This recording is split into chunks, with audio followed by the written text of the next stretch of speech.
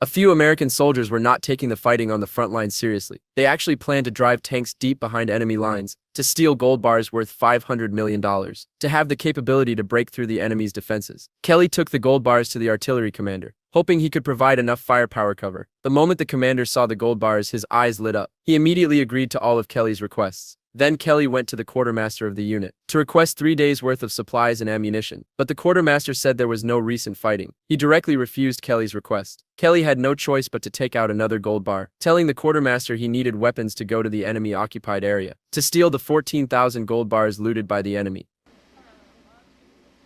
14,000 bars? 14,000?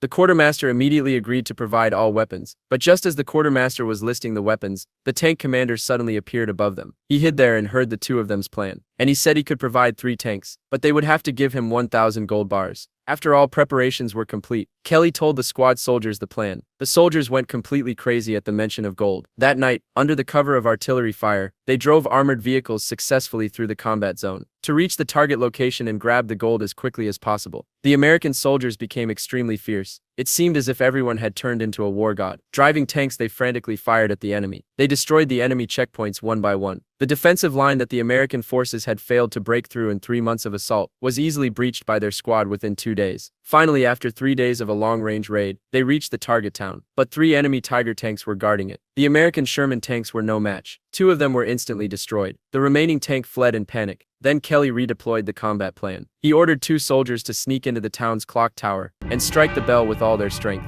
The Sherman tanks used the bell to mask their engine noise and quietly moved behind the Tiger tanks. The enemy heard the bell and was preparing to check. Another team of American soldiers immediately opened fire to ambush. The Sherman tanks took the opportunity to strike from behind, successfully destroying 1 Tiger tank, then moved behind the other Tiger tank. But unexpectedly, the gunner disguised it as a paint shell. Just as the Tiger was about to turn its turret to counterattack,